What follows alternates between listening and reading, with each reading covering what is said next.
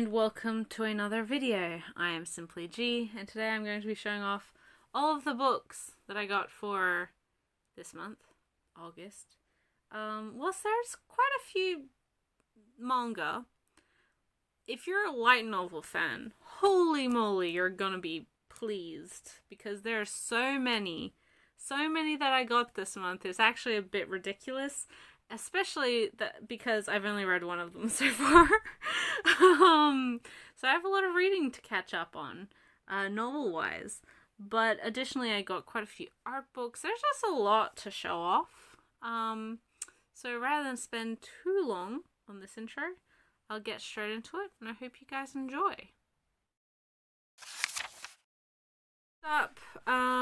I guess art book-wise, this isn't really a Japanese art book or anything, but this is the Sketchbook collecting art from 2008 to 2014 of the webcomic Open Spaces and Closed Places by Psycho Inc.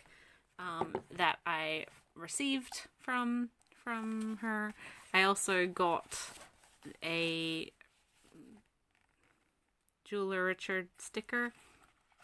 I'm really a fan of this creator's comics and works. I've shown off their Julia Richard fan comic previously on this channel, which I received a month or so ago. I've also owned their Yuri on Ice fan comics before, but this is a completely original work that they released in its entirety online, as well as print volume releases. And excitingly for me, as someone who missed the print releases, it is getting re-released in like an omnibus edition, so that's exciting. I've been following their Twitter for a very long time. Obviously discovered them thanks to their Yuri on Ice content and have been a fan ever since.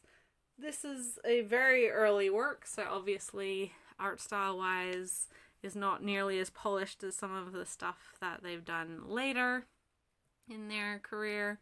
But I still really like it. If you like kind of a gothy, eragura sort of shoujo manga style, then I do think you would be interested in their stuff, and I would highly encourage you to check it out.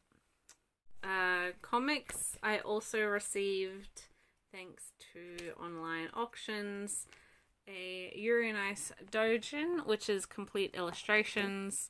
This is obviously just a collection of small illustrations about the characters from Yuri on Ice and their day-to-day lives by Bridge Namiko.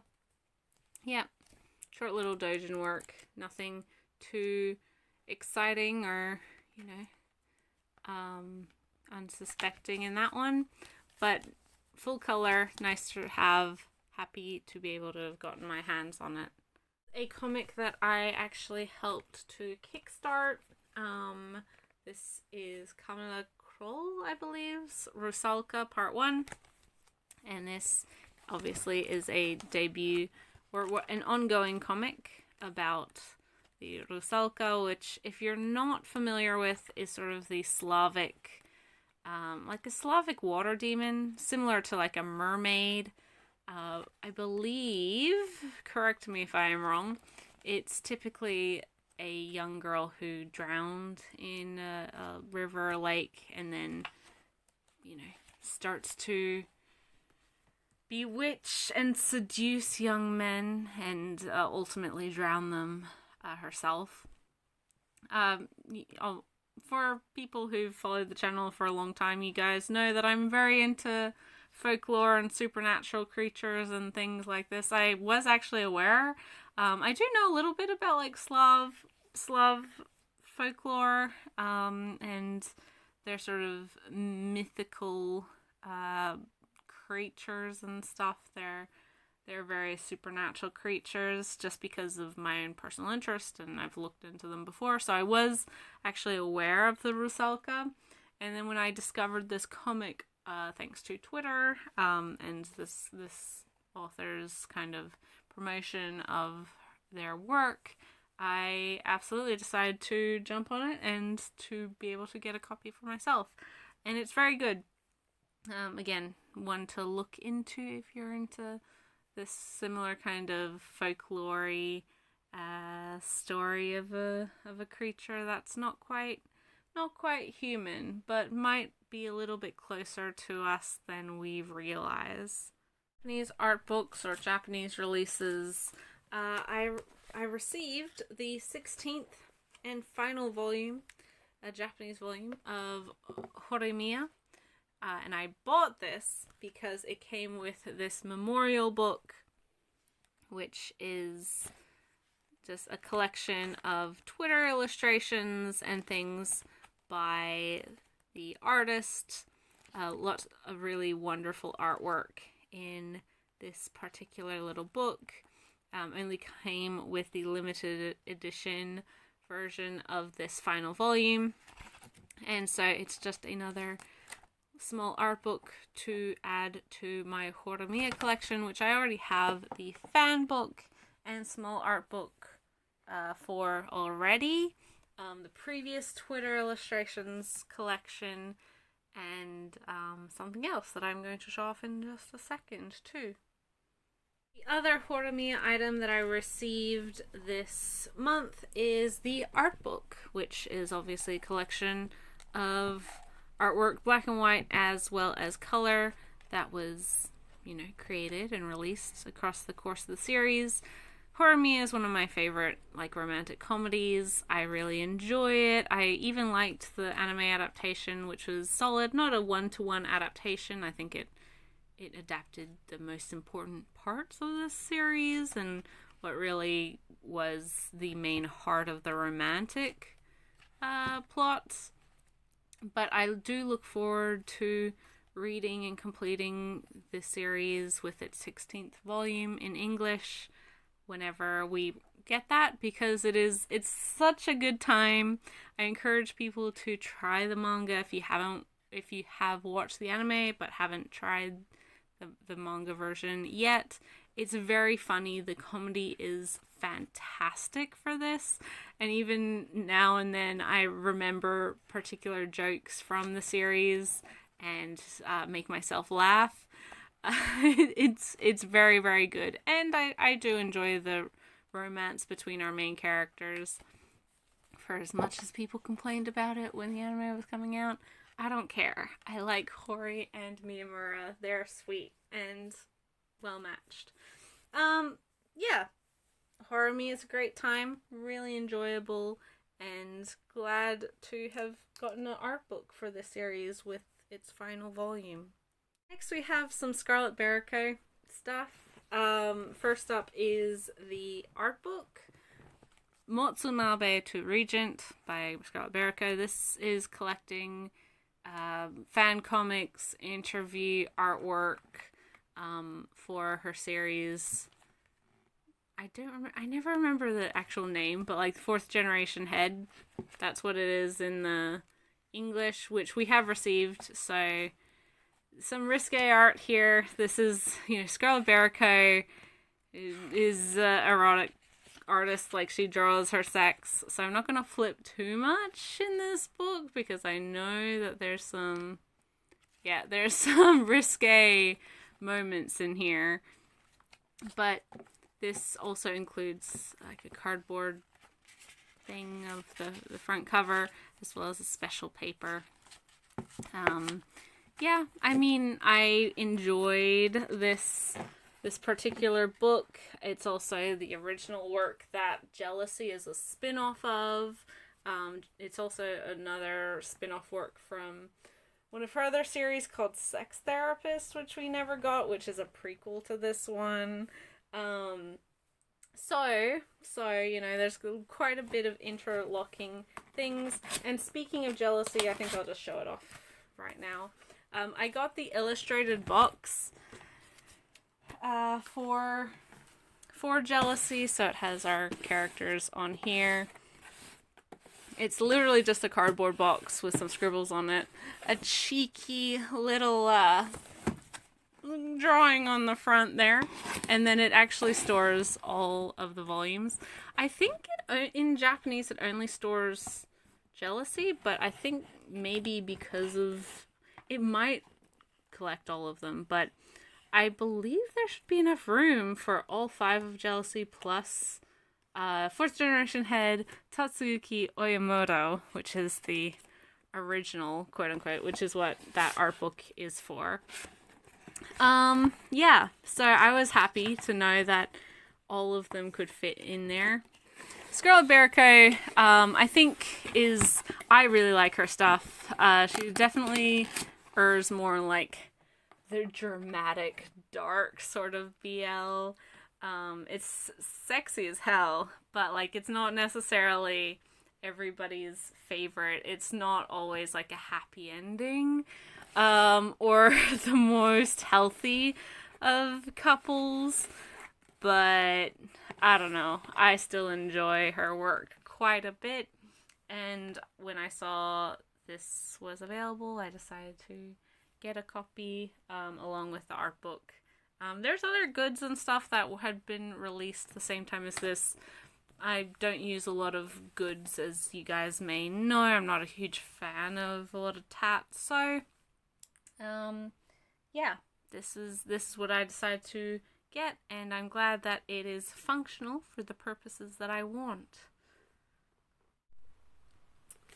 Next, for art books, I also got Rouge and Noir, which are Kino's Journey art books, or art books for the illustrator of Kino's Journey, Ai Koroboshi Kohaku.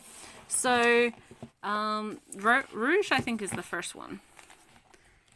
Like with Noir, and like with Blanc, which is the most recent one, this has majority of Kino's Journey fan art, but also artwork for other things that obviously they worked on. Nameless Gal, including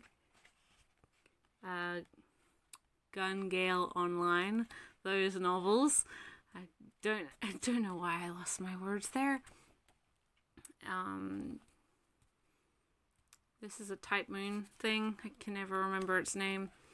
Yeah, it's pretty nice. I do previously own Blanc. I've been meaning to get this and Noir for a long time, so I'm happy to finally have them in the collection. Noir, as you can see, there's a lot more characters on here. We have also Allison from Allison and Lilia, which is one of the creator's other art, franchises, artwork franchises. Maybe this is the first one. It has older artwork. That's why I'm pondering to myself. Yeah, Allison and Lilia, which has also had an anime adaptation over the years. Another one that's been released by Sentai, in fact. Yeah. Looks like video game stuff at the back here. Both of these art books have been things I've been meaning to get for a long time. I was able to find them both on Mandarake for a pretty good price, so I acquired them when I could, and happy to finally have them in the collection. So now I am up to date with this particular series and its art books. Now, finally, onto manga. First up, we have some debuts.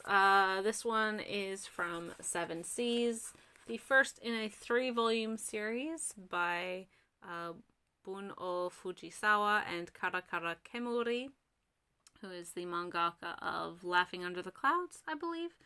Another series that recently got an anime adaptation. I haven't watched the anime in its entirety, so I don't know how good or bad it is, although I do think it takes a different approach to the story comparatively to the manga. Whether or not that was successful, I've yet to find out. But this is Mars Red. This is a series set in the Taisho period about a group, like a military group of vampires who I guess try and prevent vampire crime from happening in Tokyo. And the young female journalist who is trying to figure out not only what's going on, but what happened to her best friend and fiance, who we know as readers is part of this vampire group, this vampire squad. It's very good. I enjoyed it quite a bit. The artwork is beautiful. I'm a huge fan of not only vampire stories, but also historical fiction. Taisho period is really interesting to me personally. For those who aren't aware, Taisho was between 1912 and 1926. It was one of those very transitional eras of Japanese history where like westernization was really taking a real step into Japanese society. There was a lot of friction between traditional Japanese beliefs and traditions, and then westernization. There's also a lot of unrest because Japan was in ongoing wars with China and Russia. Obviously, much later on, they were also in much larger wars with other countries too, but it was definitely a time of transition for Japanese society as a whole. It's also when a lot of women started to gain more independence, female rights, working outside of, or working, not just being married off to people. It's a period that has like a lot of series take place in. Even very popular stuff like Demon Slayer is set during the Taisho period, or Taisho era. So you've probably come across this kind of early 20th century setting before in manga and anime, but I really like this particular take on it. I think the artwork complements kind of this gothic mystery feel as well. And at 3 volumes, it's not super duper long either, so I look forward to reading more and hopefully enjoying it as I go. So give it a look if it sounds interesting to you. 7 Seas debut, completely different genre, but one that I don't know what my expectations were for this going into it. Kind of middling, but man, I fell in love with this series hard and fast. And that is Skip and Loafer by Misaki Takamatsu.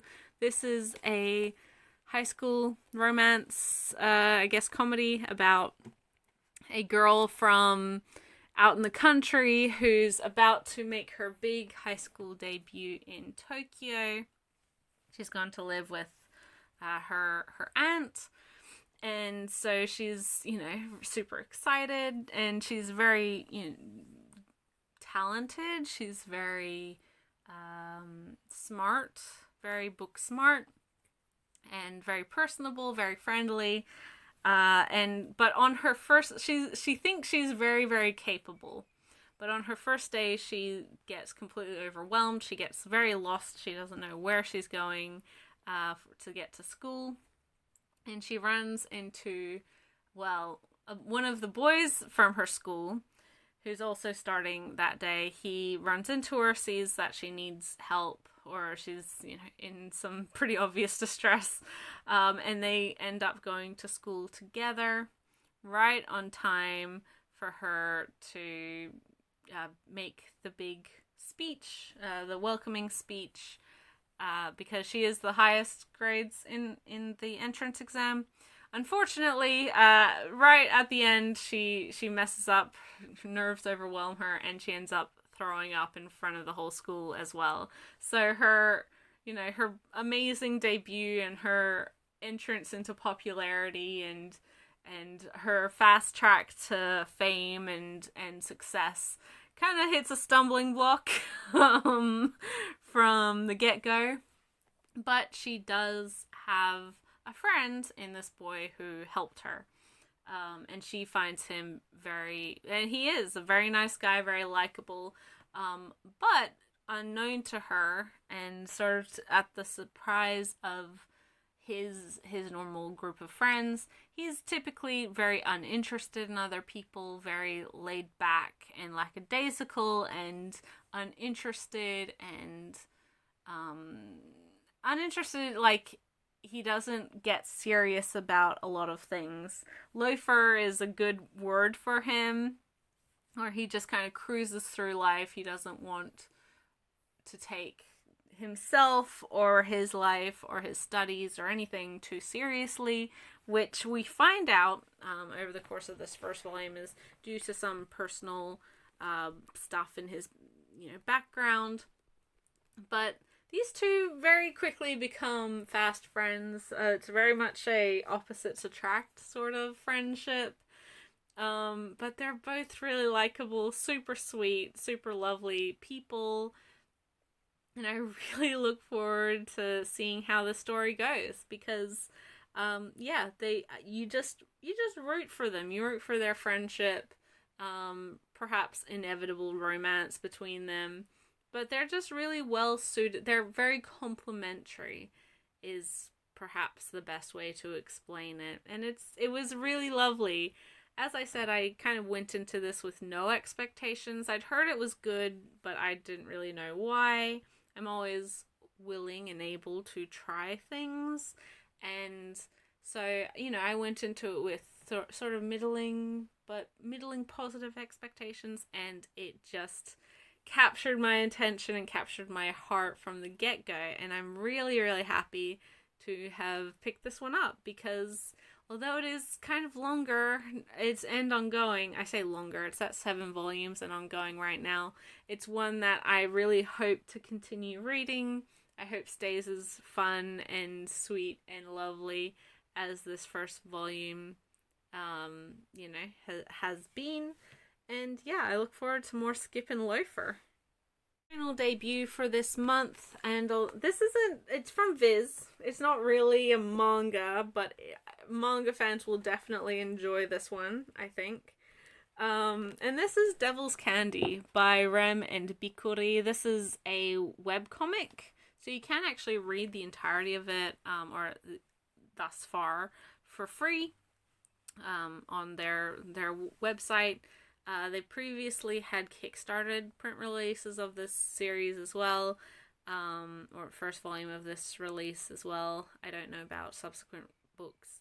But man, this was fun. I really enjoyed it. I did check out the first chapter when it was announced by Viz, and I thought I really like this sort of spooky Halloween town aesthetic. It really appealed to me. I feel like fans of the aesthetic of something like Soul Eater or Hocus Pocus or something would really enjoy this.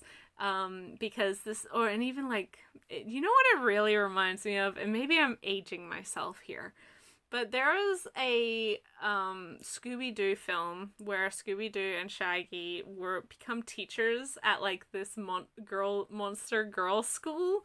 And I watched that movie so many times, and this really reminded me of kind of the vibe that gave off. Obviously things like Monster High and things as well. But this is about a little imp teen goes to his scary high school, and as part of his biology or science project, he decides to, in Frankenstein style, create a living person, which is this character here, Pandora. And it's super successful. He's very happy with his creation. And then he goes to school and he realizes that everyone else in his classes also made girls. They've also had the same idea, not nearly to the same extent that he has. And his best friend is like, why did you, oh, wow, dude, you made yourself a girlfriend? She's like, no, I didn't make myself it's science. It's scientific impossibilities. And you're like, oh my gosh, 14-year-olds. But it's quite fun. So it's about him and his various schoolmates, the girl that likes him, his teachers, and all of the creepy monstery things that go on at their school. His very his kind of rocky relationship with his parents who aren't at the school, and just his friendships and everything that goes on. So at the end we also have character profiles. So Kazu's our main character. Pandora, as mentioned, is the Frankenstein-esque girl that he created. Nemo is his best friend, and then we have the girl that is has a crush on him, Hitomi, and we have the teacher. Well, actually, principal. I really like the art style. It's very, very much inspired by manga. There's a great dynamic feeling to the artwork and action. It's a little bit cluttered, but I think that's just part of this typical spooky aesthetic. And I think there's a great use of character paneling and framing. It's just all around a good time. And if you are a fan of this sort of spooky high school story, and a manga fan or a comics fan, or you don't mind original language manga, which I guess is basically what this is. It's a webcomic, but it very much manga inspired. Then check this one out. It's very sweet. Great all around, not too it's a good all ages comic as well, maybe for older kids, preteens. Yeah, it's fun, it's sweet. I might check out more on the online with this webcomic before I jump into the next couple volumes. But that's not a testament to me disliking it. It's more so a testament to me trying to figure out how I'm going to fit so many books on my shelves. Yeah, it was really wonderful, and I enjoyed it quite a bit.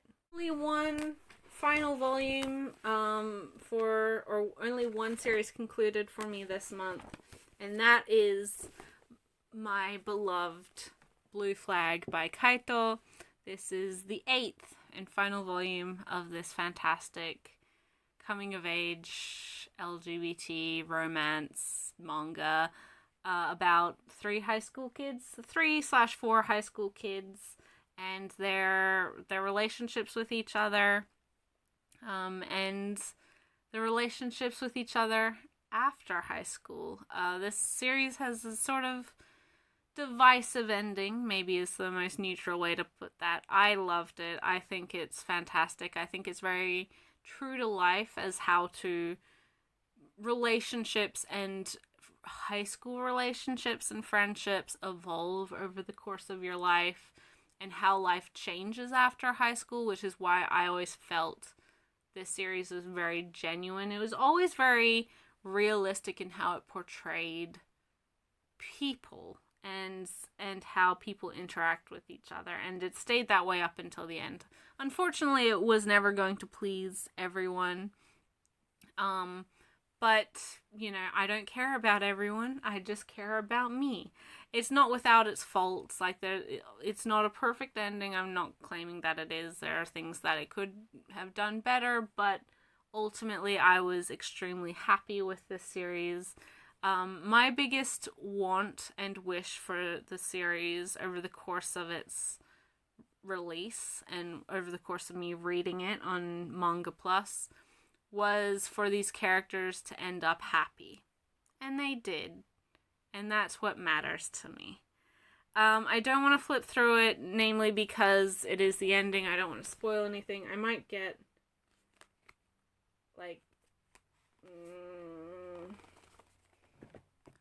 art style is lovely. I'm getting feelings just flipping through it. I love this series so much. And I love how this series frames friendship as well. Not just romantic relationships, but friendship, and how powerful and important platonic relationships are and can be, and I think, and how also relationships and feelings can evolve over time. It's just overwhelmingly good. Blue Flag is a series very near and dear to my heart. It's one that I've loved for, it feels like forever. It hasn't been forever because it literally only ended like maybe 18 months ago. But I am so happy to finally have this series concluded and on my shelf for me to be able to read and weep over for the foreseeable future. And it is one that I recommend very highly to everyone and anyone, especially if you are looking for very genuine coming of age dramas about a high schooler, that it isn't about like a magic power system or isn't about like a fantastical premise or anything like that. It's about kids who are trying to figure themselves out in the last months of their high school careers, and figuring out what they value about themselves and what they value about others and how they fit into each other's worlds. And I just, oh, my heart. I'm gonna cry. And I haven't even read it. Like, I've read it, but just remembering it makes me all gooey and mushy and happy and, like, overwhelmed. It's so good. It's so good.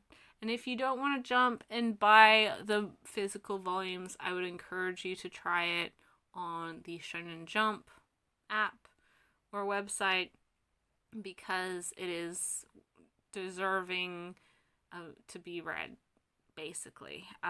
It's one of my highest recommendations for most people. On to the ongoing manga.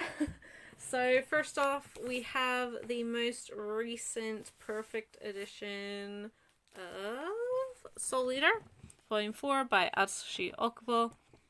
This is the completed shonen action series about a group of kids who, some are the personification of weapons, others who wield said weapons, who are protecting society from bad spirits and witches and things, and all of their, interpersonal drama and such as well. Personally, my favorite out of the two popular Okubo titles, I was never really a fan of Fire Force. Not to say it's not an interesting premise, but I do think it's, despite being a newer title, still bogged down by the issues that Soul Eater has. So I've mentioned this before, I find that despite having really interesting premises, a pretty fun and unique art style, pretty great with action, Okubo has a kind of disappointing tendency to focus a lot on fan service to the detriment of the story. I don't mind fan service. I've said this before. I'm not a prude. I don't care if you want to show boobs or butts or whatever in your manga. But I do think that certain series, like with Soul Eater, like with Fire Force, sometimes it becomes so much of a focus to the scene or to the moment that it completely halts any plot progression that the series has. And I've noticed that as more, despite having not read as much. I've read the entirety of Soul Eater, so maybe I'm biased. I also discovered Soul Eater through the much better paced anime initially, that Fire Force kind of focuses on that aspect even more so than the series, which is a shame because, again, Okubo has really interesting premises and can do some really great stuff with his ideas when he's not thinking about how to draw teenage girls' boobs. It's just, it's frustrating, mostly.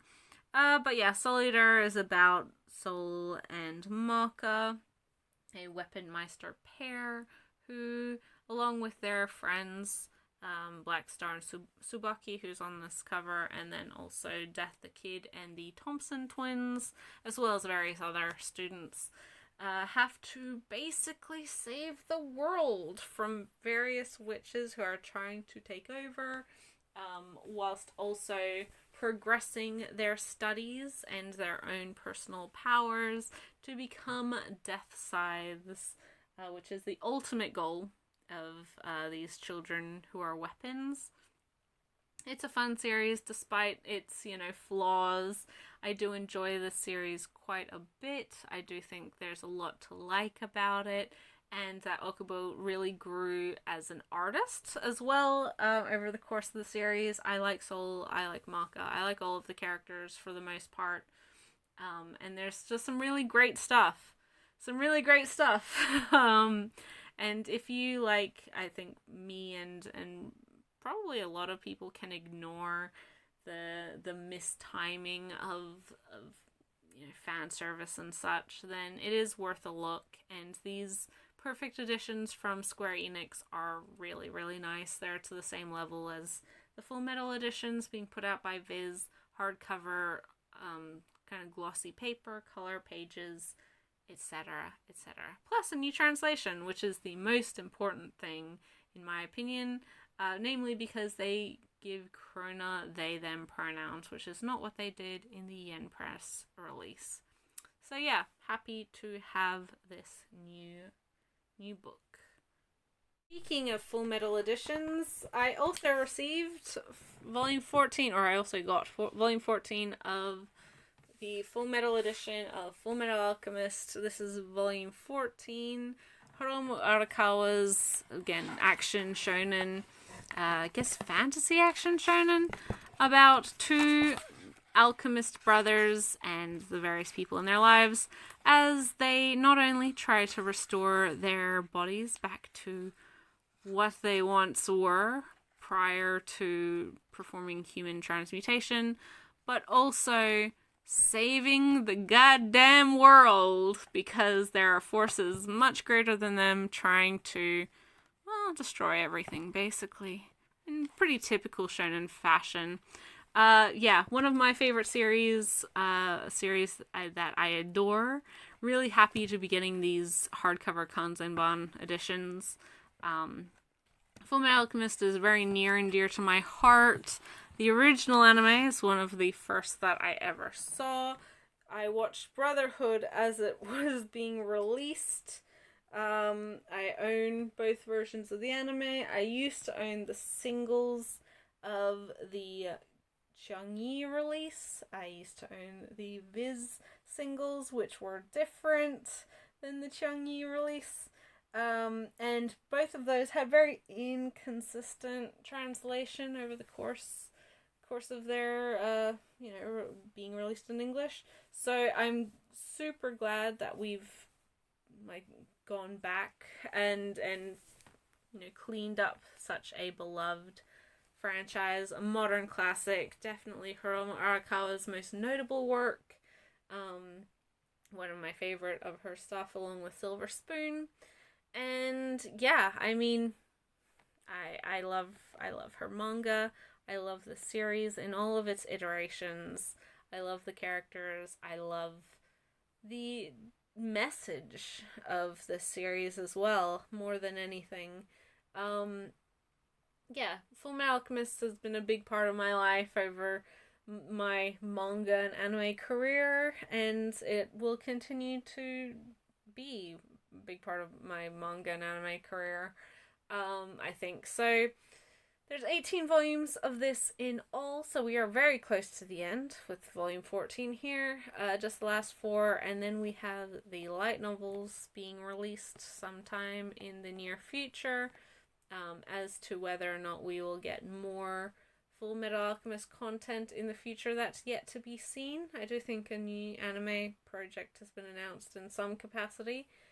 Whether that will be a new film is yet to be, I don't know. Who knows? We don't know yet, and it's not really necessary, but it's one of those things that this franchise is beloved. It has been for 20 years at this point. And it's one that is deserving of that love. I think it's one that new fans continue to discover and continue to fall in love with.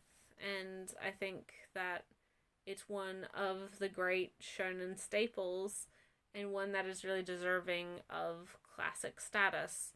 I obviously I am not an unbiased opinion, but really, really happy to be getting this release and really happy to be continuing to enjoy and celebrate Fullmetal Alchemist over so many years.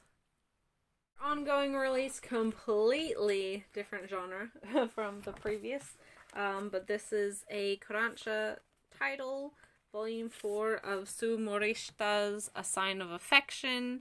This is an ongoing romance about a girl who is deaf and her romantic interest / boyfriend, who is not. He has full hearing, but he also has a love of languages. And after helping our main character on a train, when a foreigner was asking her for directions, and she was just like, I don't know how to communicate that I don't understand this person. He quickly realizes that Japanese Sign Language, and sign language in general, is a language that he wasn't really aware of, but would love to learn. And so initially he befriends her, hoping to learn more about the community and sign and her life, living in her birth country, but interacting with people that mostly do not know or understand the way that she communicates, and also inevitably their romantic relationship. It's so sweet. It's super lovely. I really like how these two interact. I think it's just such a wonderful relationship, and just really sweetly portrayed.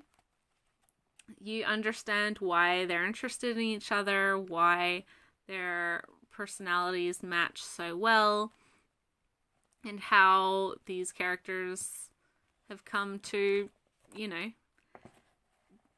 be so important to each other. It's really, really good. I would say that it's not perhaps necessarily the best representation of the deaf community in Japan. I would still say that something like I Hear the Sunspot is better representation, and if you're wanting a romance manga with hard of hearing characters that deal more with the deaf community, at least at this point, and with JSL, then that's the one to go to.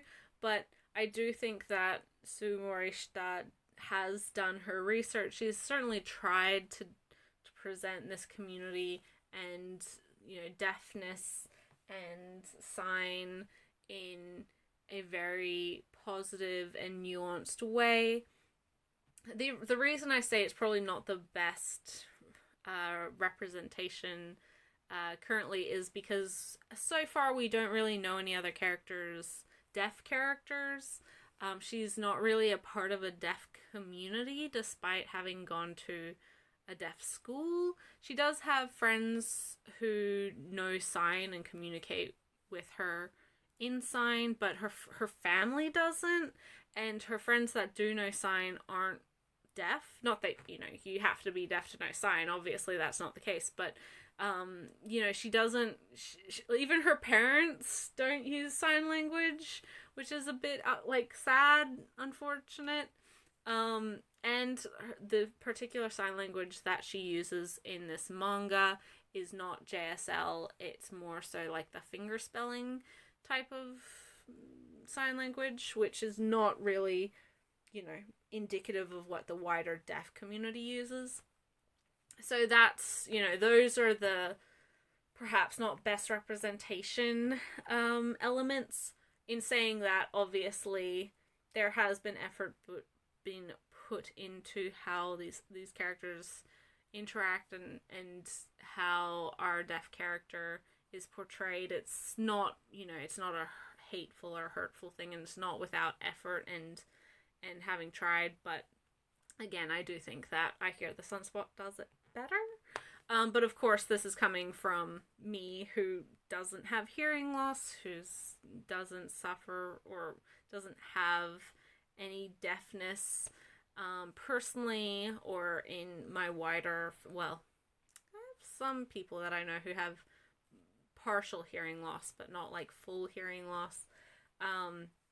So, I'm not the expert on this. I'm not the be-all, end-all opinion for this, but I would say that, it's good. It is good representation. It's not the best representation that we have in manga. It's better representation than A Silent Voice, I would say, personally.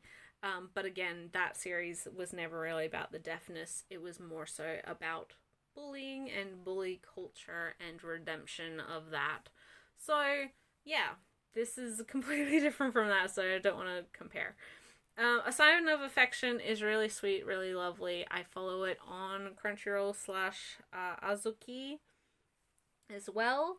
So I am caught up and past this particular volume with the series, and I would encourage people to try it on a digital platform first if you're wanting to, and not wanting to necessarily jump into the physical volumes, but it is a really great series regardless, and I do think that if you're a fan of like romance and romantic drama, then you probably will enjoy this. So yeah, A Sign of Affection. Also my favorite of Sue Morishita's works. I haven't read all of her stuff that's available in English, I must say, but this is the one that definitely caught my interest, and the execution of the story, and even just the setting, being a university student, was more interesting to me compared to some of the other stuff that we've seen from her in English. So, yeah. Check it out if it sounds interesting to you. Next, continuing manga, we have the most recent volume, Volume 5, of Go With the Clouds, North by Northwest, by Aki Ire. This is put out by Vertical / Kodansha, and this is her current series, currently being released in Harta magazine. It is a magical realism story about a guy who can, I guess, communicate with technology, machines, maybe. Ooh, blueprinting. I haven't read this volume yet, so all of this is new. It's about a guy who is living in Japan. No, he's living in Iceland. He's a Japanese guy living in Iceland with his grandpa, who has his own sort of powers, I think, to be able to communicate to birds. And he's sort of a jack of all trades, helping people with various problems. And so it's part travelogue about Iceland, whilst also being kind of a grander mystery after he finds out that his little brother has disappeared, or is on the run, maybe, after perhaps maybe having murdered the aunt and uncle that he was living with in Japan. So yeah, there's a mystery element to this as well. Pretty interesting mix of genres, in my opinion, personally. But I do really enjoy Ire's work. Despite, having major issues with Ran in the Grey World, ultimately I did really love that series. There's a lot of magic in how Ire portrays the world and how her characters interact with it. And I just really like her style. I really like how she creates stories and creates characters to fill those stories. Yeah.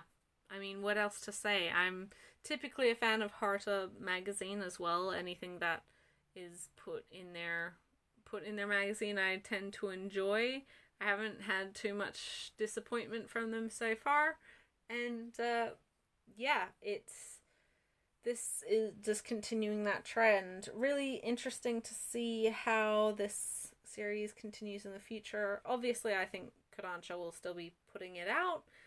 Whether or not it will keep the vertical like branding on it, I don't know. Obviously, none of us know. But you know, it's not really a big deal either way. So yeah, that has nothing to do with the story itself. Check it out if it sounds like your thing. It is very, like it's part mystery, but it is mostly iyashike, or calming, kind of travelogue, having interesting times in Iceland. So if kind of slow slice of life stuff isn't your thing, then it might be a series to skip for you personally. But not for me, because I love that sort of thing. So yeah. Next we have volume 14 of Snow White with the Red Hair by Sorata Akiduki. This is the most recent volume of the series. 20-ish volumes in Japan currently. One of my favorite shoujo beat titles being released so far. And oh my goodness, I always read this like as soon as I get it because I just love these characters. I love the world, I love the romance, I love the friendships. I love it all, right? I just love it all. And then this particular volume has a one shot from Akidoki as well. So it's not entirely Snow White with red hair. Pretty strong, like, you know, to the point one shot. Not bad, not fantastic, but, you know, it's a nice little addition. This is the story of Shiroyuki, who, after, I say this every time, but she escapes her home country after being asked to join the palace for her beautiful red hair. She's like, no, I want to be a herbalist and help people. You can't make me. And the prince is like, yes, I can. And so she runs away in the middle of the night, and while she's in the woods, she meets a group of 3 traveling, helps them out, and discovers that, wait, one of these people that she just helped is actually the prince of the neighboring country. So he says, hey, come to my country. You can hang out where we are. We'll provide sanctuary for you. You can train to be a herbalist. It'll be great. Also, they pretty quickly hit it off. Like, there is already a romantic element to this. And so she agrees, and, you know, things go from there. We also have our main male protagonist, romantic interest, Zen. He's the second prince. His 2 aides, Mitsuhide and Kiki. Kiki is the blonde on the front here. And then Obi, who is also part of Zen's like personal guard, but more importantly is Shiroyuki's personal bodyguard. In the previous volume, Shiroyuki and Zen have been instructed to go their separate ways. They've got various things to do, various different responsibilities. So Shiroyuki is now accompanying her kind of mentor, her herbalist mentor and good friend,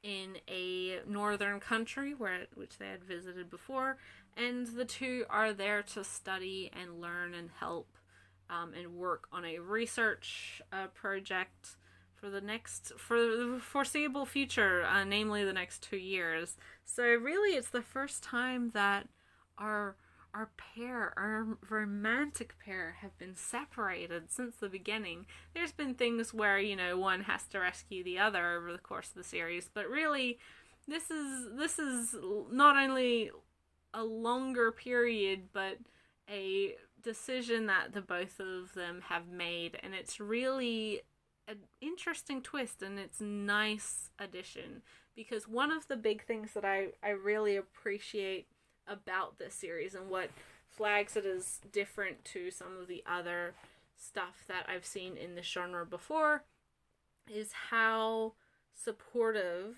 both Zen and Shiroyuki are of each other, their responsibilities, their jobs, their hopes, their goals, even to the detriment of their, like, well, being together, if that makes sense. It was never a question of Zen stopping Shiryuki from leaving, because he knew and has always known how important her work is to him. And similarly, Shiryuki has never questioned Zen's role of having to go to various towns to check what's going on, his various duties as the second prince, because she realizes that, his position is very important to him, and his position in supporting his brother, the now king, is also very important to him. And so it's just been really nice seeing two capable people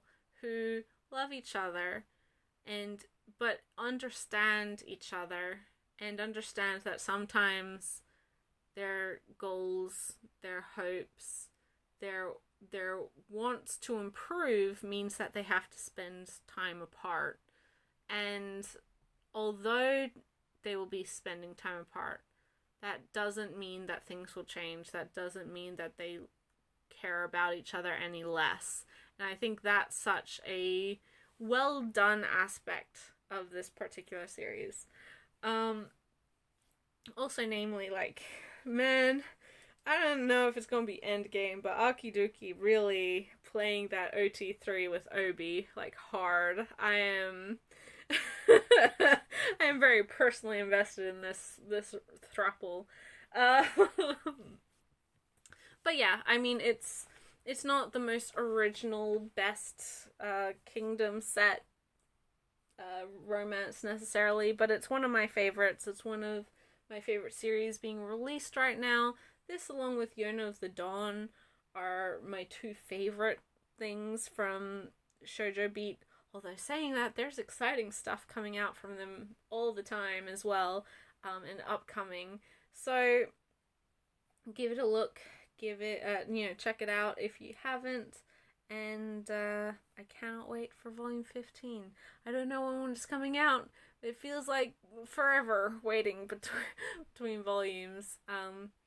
So yeah, Snow White with the red hair. Also try the anime if you haven't seen it yet. Finally, for the quote-unquote normal manga, we have volume 29 of Kaze Hikaru by Taiko Watanabe.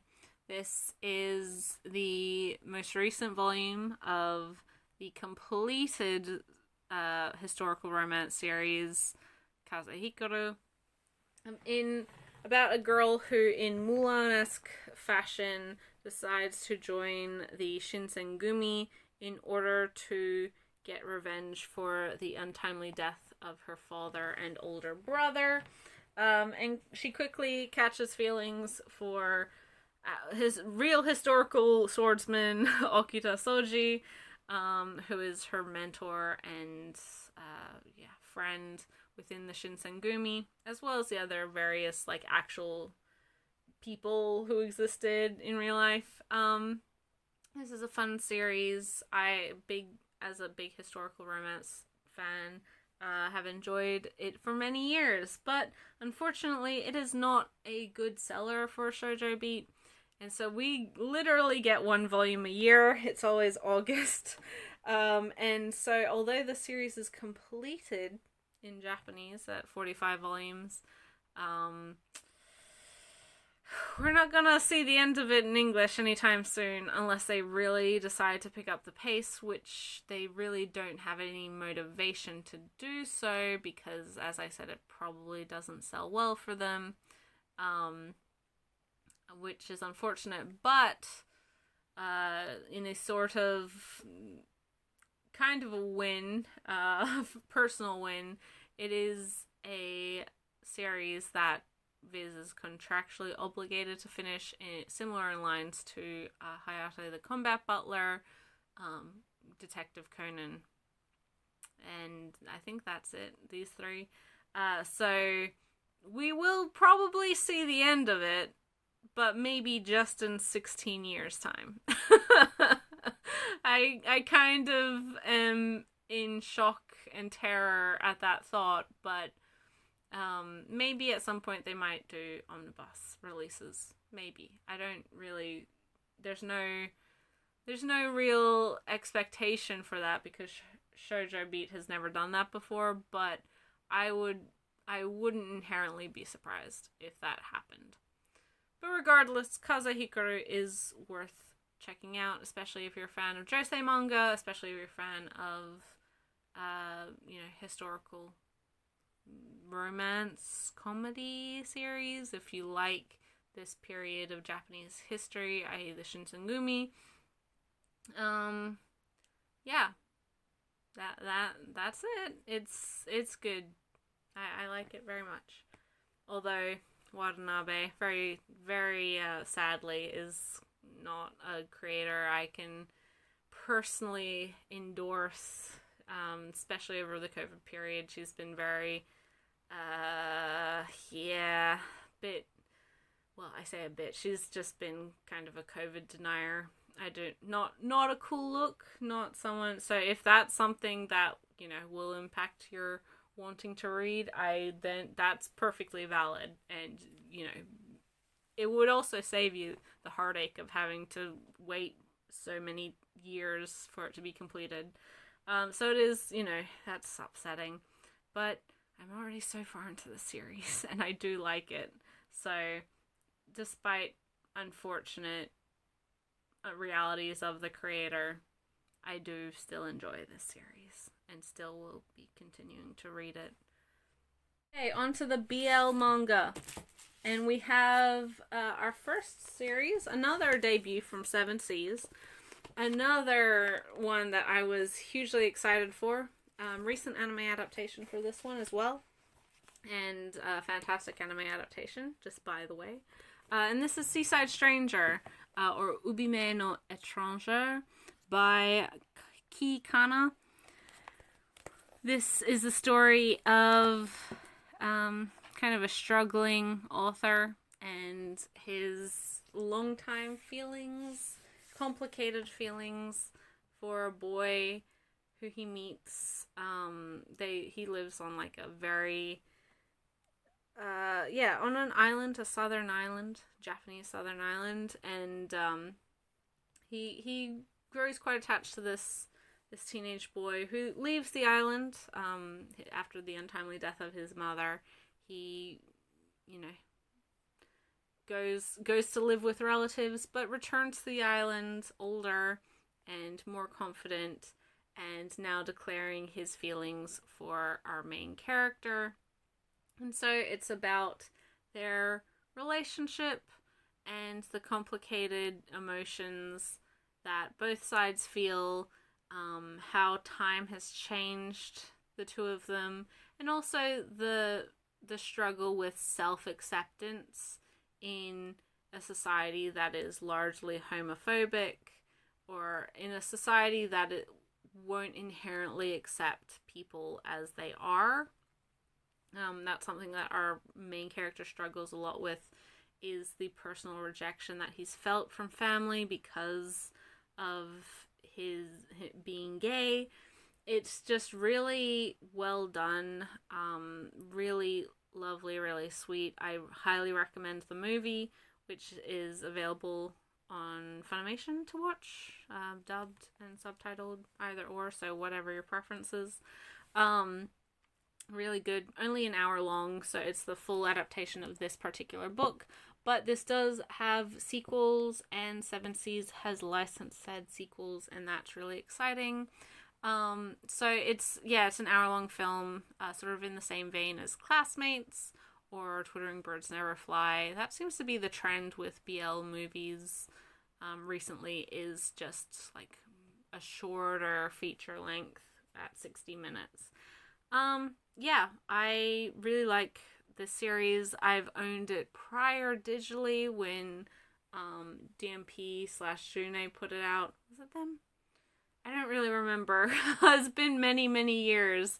But this has an updated translation. It's a beautiful book. I love Kanaki's artwork. This does have some like explicit scenes later on, but it is more so focused on like plot versus the sex element. And it's just a romantic drama and also about, self-acceptance and the courage to accept other people as well. And one of the big things that I loved when I first read this many years ago, like 5 or 6 years ago, digitally, and having reread it and revisited it with the film, is how, although wider society doesn't inherently accept our queer characters, the sanctuary of this house that both our main character lives and two girls who are in a relationship, and just like how natural and normal queerness is for them in that household. And it's just really, it allows them the peace and the sanctuary to figure themselves out and to find happiness without the pressures of family or societal expectations or judgment. It's just,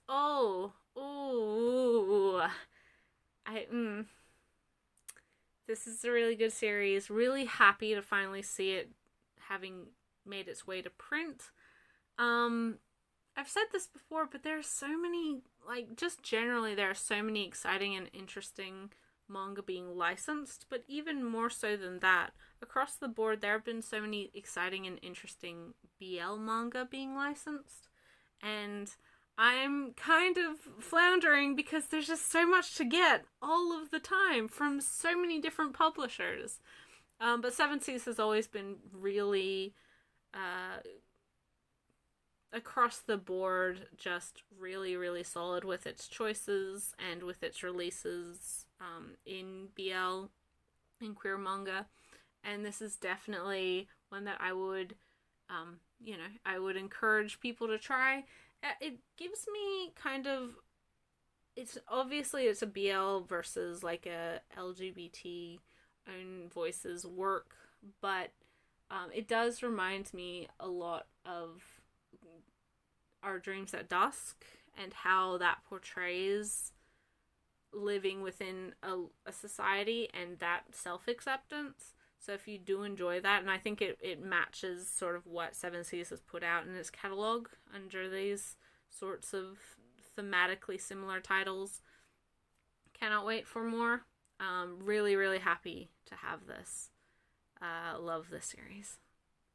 Another series that I got 2 volumes for, but were, I guess, a debut for the collection, is Sasaki and Miyano by Sho Harusono. This is I guess it's a Twitter or web published BL about 2 high school boys who, I guess are friends, but then one secretly has feelings for the other. So our main character, he's a secret, sort of a secret fudanshi. He's super into BL comics. And one of his classmates, not classmates, one of the boys at his school discovers this, and they're friends, and what we know as the readers is that this other boy has feelings for our main character, and our main character's like, I can't keep seeing gay in everything. I'm just mistaken because I like gay comics, and you're like, oh no, misunderstandings.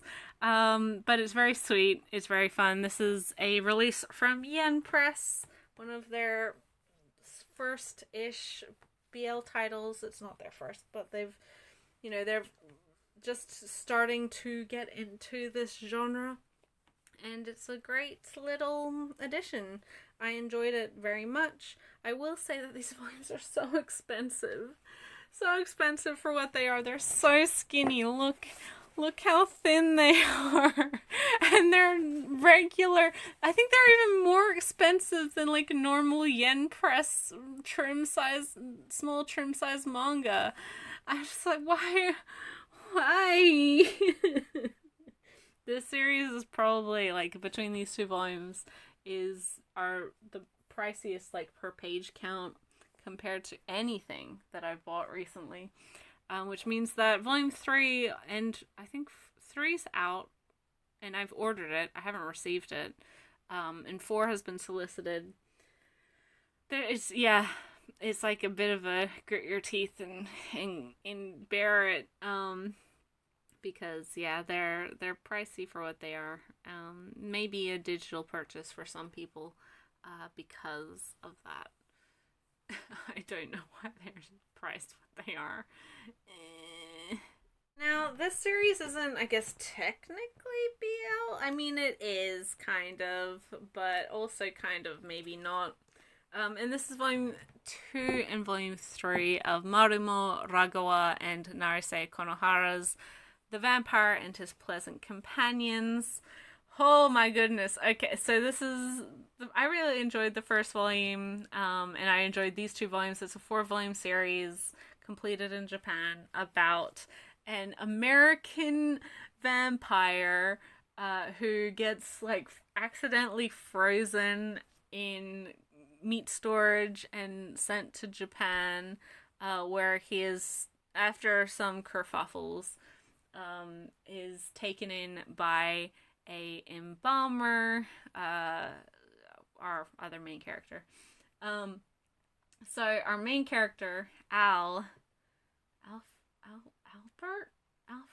I think it's Albert. When he was turned into a vampire, it was like a kind of a failure. He doesn't have fangs. He can't control how his transformation from, like, human to bat works. So during the day, he is a bat. During night, he's like his attractive young man self, which obviously, like, causes some shenanigans. And when he finds himself in a foreign country that he doesn't understand the language of, and also he can't feed like a regular vampire because he doesn't have fangs because of his failed transformation. He's just a little bit all over the place. Poor Al. But he is the cutest bat in all. Okay, first of all, content warning for animal cruelty in this one. Yikes. But also, this series has the cutest bats. Look at him. Look at him. Oh, I really enjoy this series. It's the second series I talked about today, that's featured vampires. I promise it's not, like, a conscious trend. But yeah, there's a lot of violence and gore in this one, because of bad shit that happens. Really excited to see how this particular series wraps up in the 4th and final volume. And, yeah. Great pick, Yen Press. Really enjoyable. I encourage you all to read it. It's definitely like the reason I said it's not really a BL is because so far there hasn't been a lot of, like, obvious romantic progress necessarily for these characters, but Ragawa is a BL creator, or mangaka, I should say. This isn't outside of, for these creators, for how it's set up, for how these characters act and what has happened. Like, it's definitely skirts the line, but there's no, like, super explicit sex or anything in this particular series, but it still gets that content warning because, oh my god, the violence against bats. Oh, yikes. But it is really good. It's really good, and if you like vampire stories, then maybe give it a look. Okay, now we're on to light novels, and oh boy, there's so many. I got so many novels, light novels, and others, so I'm going to quickly go through them, namely because I haven't read a lot of them, to be perfectly honest with you. But first and foremost is the most recent volume of Ascendance of Bookworm released by J Novel Club. This is I'll Do Anything to Become a Librarian, Part 3, Adopted Daughter of an Archduke, Volume 2 of this particular storyline, which is I'm not going to really get into because as of right now it's spoilers for the upcoming season of The Ascendance of a Bookworm anime. Namely, at the end of part 2, something very major happens, which completely changes mine or Main's life and her entire surroundings yet again. And so, this is basically that story. This is a series that continues to evolve and shape and grow, and there's a lot of, it's hard to predict the trajectory it goes into, and I think that's really a good thing. It's positive. But it's one that keeps you on your toes. You can't really get comfortable with what you expect to happen because you will very quickly be proven wrong.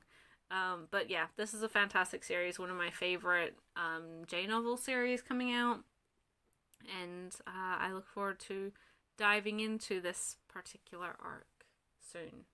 Next we have 2 books from Seven Seas from the same series. It is volumes 2 and volume 3 of I'm in Love with the Villainess by Inori and Hanagara.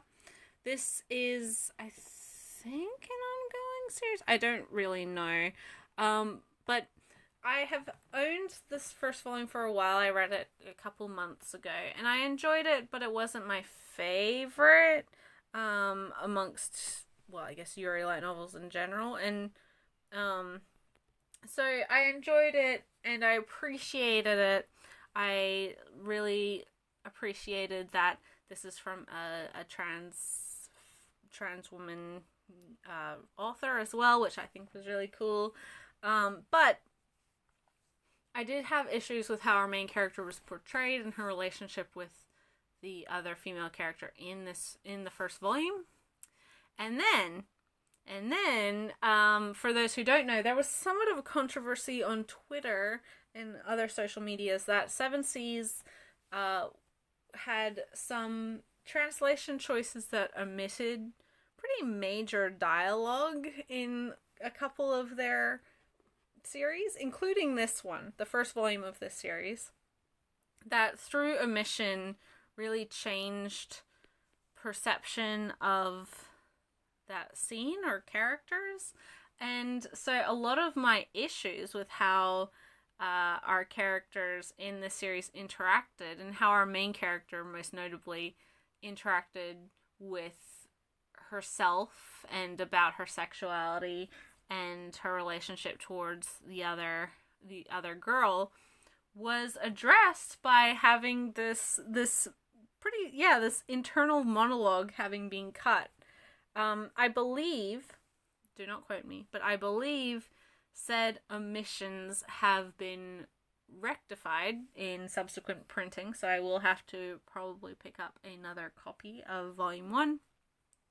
But it reignited my interest to continue the series because it is one that has very high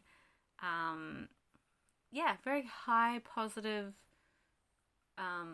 recommendation impact. A lot of people really enjoy this series, and I always do enjoy a good Yuri story anyway, but Yuri light novels, and so I wanted to give it a try, and happily for me, my local comic book store actually had volumes 2 and 3, so I picked them up at the same time. And I have yet to read them, but they are on the pile to read, and I'm hoping to get through all of these light novels sooner rather than later. And so hopefully my renewed interest in the series will continue to grow and be justified and improved with these subsequent volumes. So we have a debut for the collection, a series that I recently started, and this is the only book out of all of these light novels that I've read thus far, and that is volume 1 of Bokuto Uno and Miyuki Ruria's Reign of the Seven Spellblades. So I was asking for recommendations from people that I know from the light novel, or who are fans of light novels, from the light novel community maybe. And I did get a couple recommendations, namely of stuff that I'd already read, and so it's like, okay, I'm on a good track, and I had listed stuff that I'd read prior, but I'm not, like, there's always so many titles being released, and for as many series as I'm disinterested in, I know that there must be some good stuff out there that I've just skipped over or haven't had the opportunity to try yet. And so I really wanted to see what was available that I would probably enjoy and just hadn't given the time to. And this, along with Unnamed Memory, were the two that like really were recommended quite a number of times. So I picked up this first volume and I read it, and it was very good. It was very good, I must agree. And I will be looking forward to picking up the subsequent volumes. For those who are not familiar with the series, unsurprising, I don't think it has an anime. I don't know if it's had an anime announced or anything. But for those of you like upset maybe that because of the terrible person JKR has turned out to be, has been marring your experience with the Harry Potter franchise, and now you've really like hit a wall because you care about a series that you've grown up with and it was important to you, but you can't keep like encouraging or promoting or revisiting this series, knowing like how bad of a person the creator is, then man oh man, is this the answer to your calls for help. Reign of the Seven Spellblades is about a bunch of kids in magic school, pretty much. In this society, magic has developed alongside, well, because of the limitations of magic, magic has developed alongside combat. So nowadays students are taught to wield the blade as well as their magical gifts. But we have our main character, Oliver. Yes, Oliver. Who is first year. He's 15, about to start at magic school, Kimberly Magic School, or whatever the hell it's called. And he meets a whole bunch of new kids on the walk to school because there's a big, I guess, procession where there's cherry blossoms and all the flowers are, and this is in a magical, not our world, where there's, it is set in like England, but not, it's not actually England. And it's more of a feudal magical society at large, although there are very few magical families. It is very much like, oh, this is a special magic school in England. Although I will say, the fact that there are kids from other countries that can come study here is already like a positive point. So we have Oliver, who's our main character here. Our other main character is Nanao Hibiya, who is like she's the strange new girl who comes from Japan, the not Japan of this world, which is notable for being quite anti-magic. They don't have a lot of mages or whatever the hell they call their magicians. But she has been asked to join the school by one of the teachers because she just has such high magical capabilities. A little bit of a Mary Sue. She's Not actually that bad, I will say. But it does smell a little bit of like, oh yes, look how amazing the one Japanese character is. Oh, she's so talented. See, she's such a great fighter. Because we discover that prior to her joining the school, she was a combatant. She was a soldier, child soldier. And she has a very strict, like, feudal, disposition. She's very strict with her manners and such things. But we also have our other characters, pretty much the Hermione stand-in with Katie, and then we have Guy, who's just like, Katie, I say she's the Hermione stand-in. She's the Hermione from like the fifth book, when Hermione's trying to get like rights for what are they called? House elves. She's that, like, she's this particular character. She's been raised by like animal rights activists, and so she has very strong opinions about demi-humans and is trying to help people understand that trolls are like more capable of communication and should be treated as people versus, livestock, etc., etc. Very kind, a little bit naive.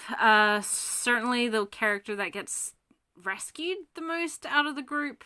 We have Guy Greenwood, who's comes from a magical family, but he is kind of the Ron stand-in. He comes from a farming family. He has a pretty like rough and tumble upbringing, but his family has always been magical. We have Michela McFarlane here, who hails from one of the most elite magical families, and thus she has a lot more education and knowledge in regards to historical and political goings on within mage society. And then, stand back up. We have Pete, who's the muggle of the group, the kid, the non-magical kid, or the kid who comes from a non-magical family, who's just like diving headfirst into all of this crazy magic. But again, kind of like early Hermione, is very standoffish, trying his best to be the best, to know everything, so people don't pick on him. And then, of course, we have Oliver, who's just, he seems like a normal guy. He has some family issues, so he's been raised by an aunt and uncle and cousins, who are magical in part, so he has known magic for a long time, but he's just, just kind of a normal guy, no special powers necessarily. He's very interested in comedy, like magical comedy, so he and Michela, really, they have that in common. But early on, he and Nanao kind of discover there's a lot of like, maybe there's some fate stuff going on here, because they sure do recognize something in each other. And so the title, The Reign of the Seven Spellblades, is because they mix magic and combat. There are what is known as 6 Spellblades, which are like unbeatable moves. Unbeatable magic combat moves, and no matter what you do, even if you recognize that this move is happening, or the Spellblade is happening, then you will die. Like, there's no way to avoid it. What we find out at the end of the book is that, in fact, despite what we've been told, there is actually 7 Spellblades, and perhaps our main character is the key to it all. There's sort of a late twist, which wasn't really a twist, personally, I don't think, but I do think that it gives a lot of interest and flavor for this particular series going forward. It was fun. I think it was a nice reimagining of the like magic school setting. I like the characters for the most part. Obviously, I've made a lot of Harry Potter comparisons because it really does feel like a new approach to that setting.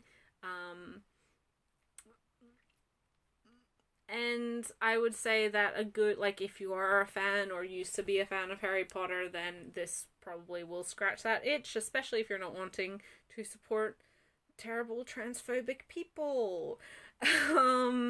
Yeah, it was good. I enjoyed it. I will be picking up volumes 2 and 3, which I've heard are two halves of the same story, so I will pick them up together. Yeah, check it out. For ongoing Yen Press titles, we have the second and most recent volume of Durarara SH. This is by Ryogo Narita and Suzuhito Yasuda. It's a direct sequel to the main Durarara series. I mean, not much else but that. That's pretty much, that's what it is. It's a sequel to the main series. I wouldn't recommend it unless you've read or watched the anime of the series. And I can't speak to it because I have not yet started this particular series. I need to actually finish the novels of Durarara. I've seen all of the anime, so I do know what happens. So I could just jump into the spin-off or sequel, but I'd prefer just to finish the last couple volumes of Durarara that I have. Yeah. Ryogo Narita, really big fan of their work, or his work. But I will say that Durarara is not my favorite of his two most popular franchises. That would be, in fact, one of the other novels that I got for this month, and that is volume 17 of Baccano. This is 1711 White Smile, which is, I have not read, but this is the next one I'm reading. This is the next book I'm reading because I love Baccano. I only received this like 2 days ago. This particular book covers the terribly fated journey. The journey of our original alchemists from Italy to America. And the story of them, you know, on their trip prior and during and when they got immortality. And man, oh man, I cannot wait. Baccano, yeah, crazy cast of characters, jumps all around time, history, groups of characters, and I've said it before, but I really think that Narita does a great job at capturing just a real motley crew of people. Yeah, I love Durarara. I love Baccano more than Durarara. I do love both, but Baccano is my favorite. And I love the series with a burning passion. I'm so happy that we've finally gotten this series in English, and we are far past from what the anime adapted, so I would highly encourage anyone who's interested in picking up the novels because they are so good. They are so good and so much fun, and Narita, you do such a good job. But yeah, both Baccano and Durarara for this month, surprisingly enough. Next, we have the third, final season, box set of of Monogatari, which captures, or has, after I return the book that slipped out of it, firstly, it has a postcard of the dusk version of this same artwork, daytime version, or morning version. There we go. Back in there. Ugh.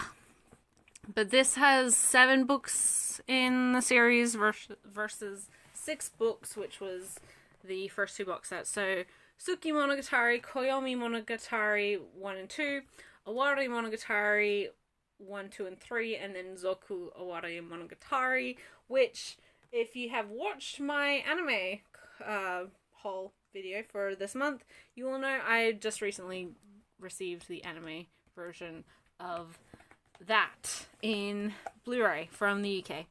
So, yeah, I mean, what to say? This is the final, quote-unquote, final season of Monogatari. It's not actually, because Nisio Isin has been writing other stories for this franchise under the Monster Story arc. So for now, this is the end of adventures for Koyomi Araragi, but it is not the end of the Monogatari franchise as a whole. It may be Araragi's in the other books, I don't know, because I haven't read them. But really nice to have this third box set from, not Kodansha, well, yes, Kodansha, but Vertical. I have the other two box sets, and I think it's probably the best way to collect the series if you can wait.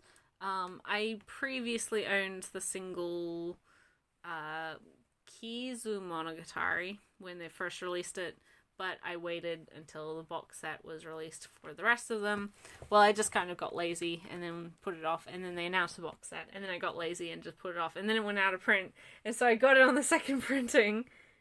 And those reprints have been out of print for a little while, but Kodansha Kodansha/Vertical has announced reprints for those box sets as well. So for anyone who's wanting them, get them whilst you can, because they are obviously very popular. And don't wait, because at some point they will stop releasing these sorts of box sets.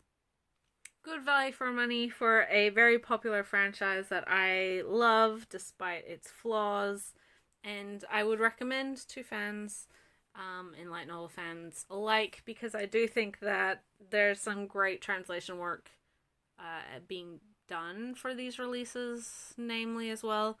Nisio Isin can be a very, very difficult creator to translate in a natural way. I mean, if you compare Vertical's releases of Monogatari to even the Kodansha or the Del Rey release, is it Del Rey or was it Viz? It doesn't matter, who cares, of Holic and Other Holic, is like night and day. It's very, very different. And then I haven't read Katanagatari from J Novel Club, but I'm sure that would be different as well. It can be very, very hard to write or to translate a creator who uses wordplay and puns so prolifically like Nisio Isin does. So I really commend the team that works on this series. They do a great, great job.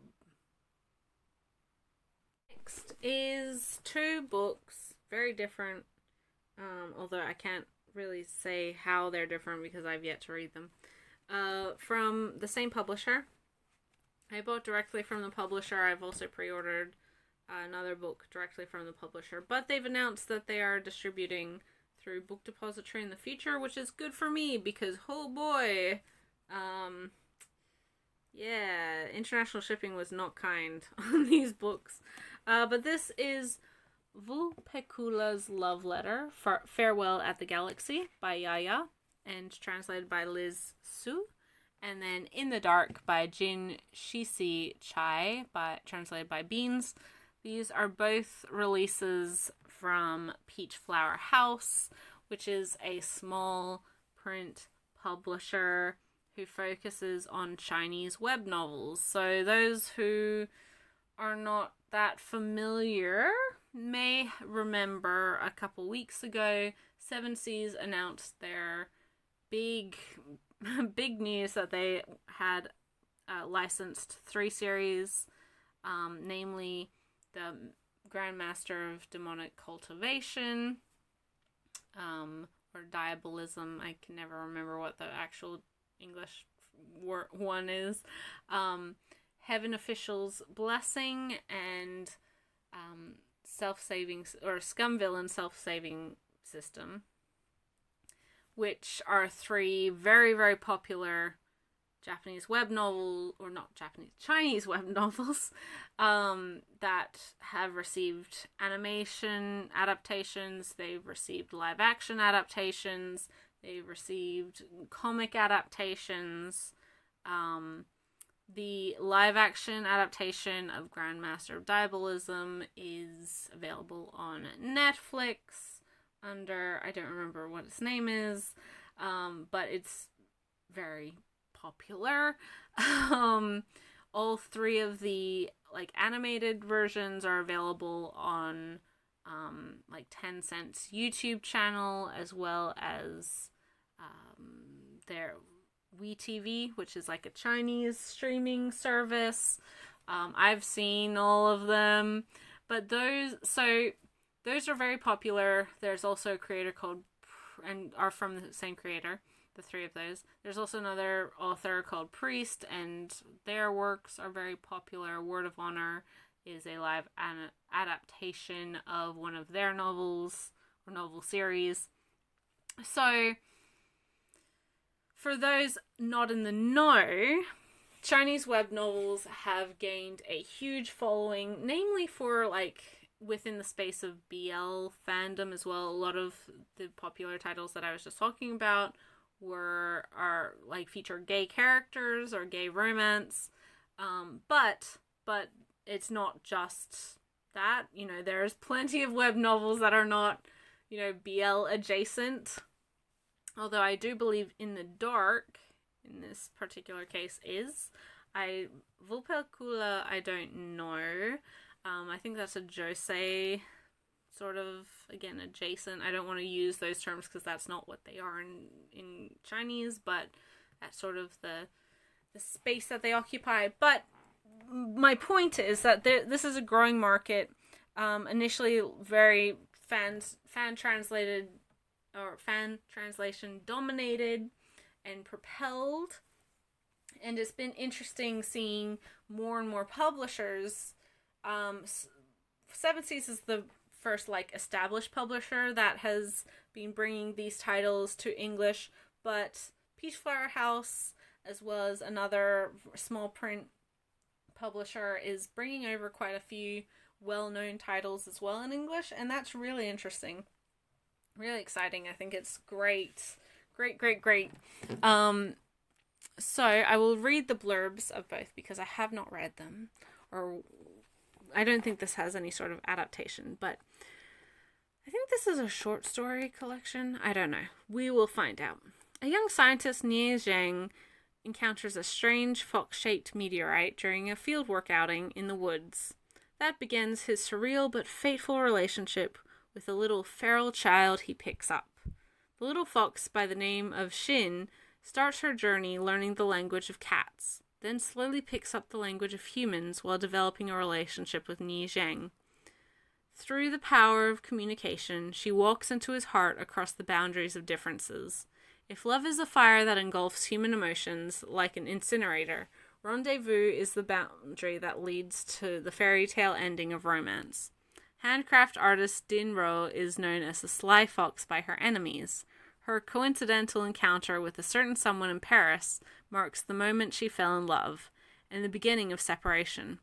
A fleeting tale of love that passes by like a shooting star, only to leave vivid memories in the hearts of the young lovers. The passing of stars indicates the start of new love. May the pursuers of true love be blessed by the starry skies to join their beloved in the romantic land of their dreams. So yeah, it sounds like about 4 or 5 different things are happening here. I do think that this one might be interconnected short stories. Yeah, I don't know. I guess I will figure it out. We will have to see. Sounds interesting. I'm curious. And these are like novels. They're just straight up, no illustrations. They're just words. Lots and lots of words. In the Dark is the more interesting of the two, namely because I do think this is more popular. I think this is one that like fans have known for a little while. But okay, so there will always be a pair of eyes watching you when you are unaware. In the Dark. Even if trapped in darkness, one will always search for the light. Shi Lanshan was an undercover drug enforcement officer who made his way inside the Golden Triangle's most feared armed organization as the right-hand man of drug lord Mu Kun. After successfully returning to his post from the operation, an accidental case of police misconduct triggered a series of unexplainable headaches and hidden memories that began haunting him. While investigating the truth behind his father's death many years ago, Shi Lanshan utilizes his unique and sharp thinking from the perspective of a psychotic murderer to solve difficult cases around him. Plagued by this growing change and insatiability of both his mental health and personality, he will later meet a mysterious forensic sketch artist named Shen Lui Fei. Together, the two men will maintain a strange relationship. As friends and enemies, they solve mysterious cases one by one. But perhaps there was another motive for the forensic artist to approach the young officer. Ooh. I like mysteries. Sorry. But yeah, so that's what those two are. Apologies for my terrible pronunciation of Mandarin names. I'm not very good. But I did try, and that's all I can hope is that people will correct me. But yeah, In the Dark is a 2-volume work, so the second half has been solicited, not yet released. I think it's being released November-ish. Maybe a bit later. Maybe I'm done and I just don't remember. But yeah, I would encourage people to check out this new kind of emerging market, because it's kind of in pace with where light novels were maybe 5 years ago, and hopefully with the popularity and success of some of these smaller press releases, as well as Seven Seas releases, we will see this genre and this type of release and license grow more and more over the coming years, because there's a huge untapped market, and evidently there's a huge amount of people who are wanting this content, so it just kind of makes sense. It's a no-brainer for publishers. But those are these two. Those were all the books that I got for this month. Lots of manga, lots of light novels, lots of art books too. Real mix of stuff. Let me know your thoughts, feelings, impressions, opinions on any of the titles that I talked about today. There's a lot of really exciting stuff. Plenty for me to read. I need to catch up big time on some of my series. But yeah, as always, thank you guys so much for watching.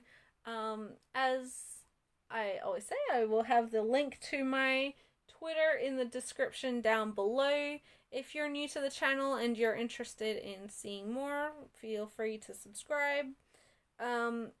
You will also find the most recent episode of the podcast, hopefully, posted.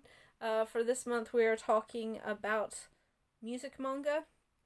I co-host that with my good friend Ray from Whimsical Pictures for our show Read Right to Left, which you can find both on this channel and on all of the major podcasting platforms, all of the ones that count, I guess, namely Spotify, Apple Podcasts, Google Podcasts, Anchor FM, etc.